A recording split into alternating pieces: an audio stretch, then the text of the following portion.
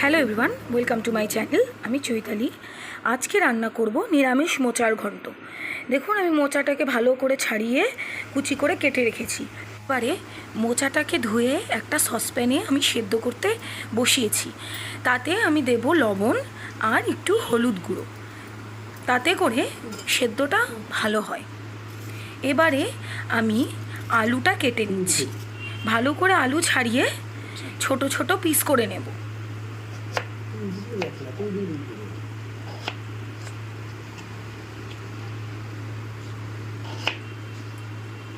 আলু দিলে মোচাটা খেতে খুব স্বাদ হয়।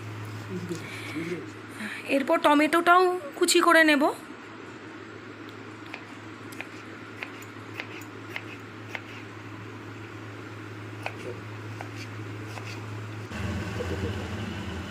দেখুন, এদিকে মোচাটাও মোটামুটি ভালো সেদ্ধ হয়ে এসেছে। এবারে আমি একটা মশলা বানিয়ে নেব। আদাটাকে ছাড়িয়ে কুচি করে নিলাম।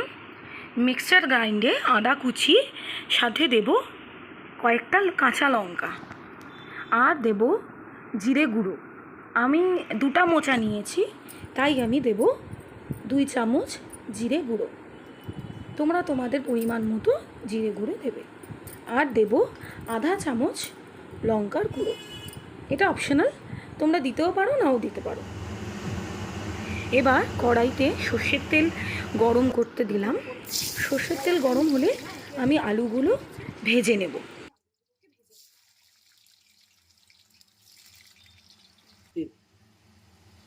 আলুগুলো ভাজা হয়ে গিয়েছে, এবার আলুগুলো তুলে নিচ্ছি।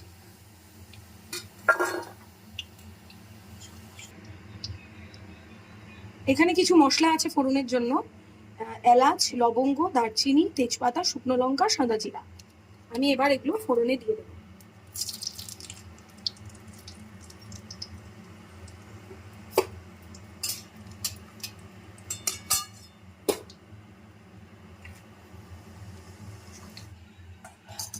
এবারে কুচি করে রাখা টমেটোগুলো দিয়ে দেবো।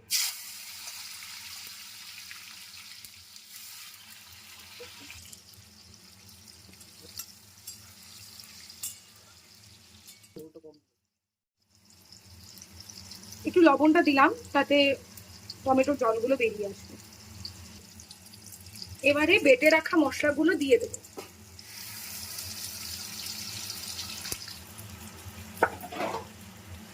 মশলাগুলো আরো কিছুক্ষণ কষবে।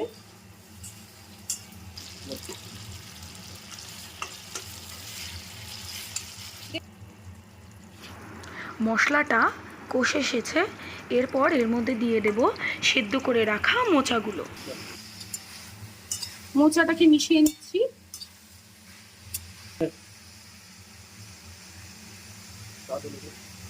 এবারে সামান্য লবণ দেব, কারণ সেদ্ধর সময় লবণ দিয়েছিলাম। সামান্য একটু চিনিও দেব। ভালো করে পুরোটাকে মিক্স করে নেব। 2টো চেরা কাঁচা লঙ্কা দিয়ে দেব। আগে মশলা তৈরির সময় অনেকগুলো লঙ্কা মিক্সিতে পেস্ট করে নিয়েছি, তাই এখন 2টো চেরা কাঁচা লঙ্কা দেব। অনেকক্ষণ কষিয়ে নেওয়ার পর এখন ভেজে রাখা আলুগুলো দিয়ে দেব।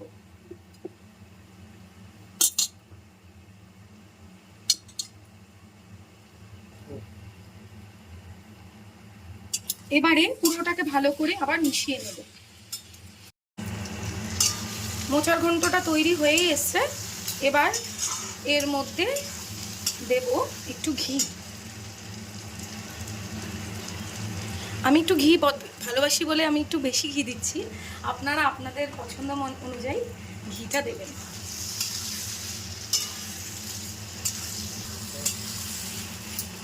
আরও ভালো করে মিশিয়ে দিয়ে দেব গরম মশলা। দিয়ে দিলাম গরম মশলা গুঁড়ো।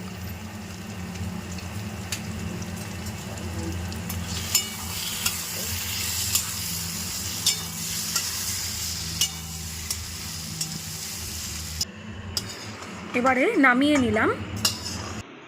তৈরি হয়ে গেল নিরামিষ মোচার ঘন্ট। এরকম আরও ভিডিও পেতে হলে আমার চ্যানেলটিকে সাবস্ক্রাইব করুন। দেখা হচ্ছে নেক্সট ভিডিওতে।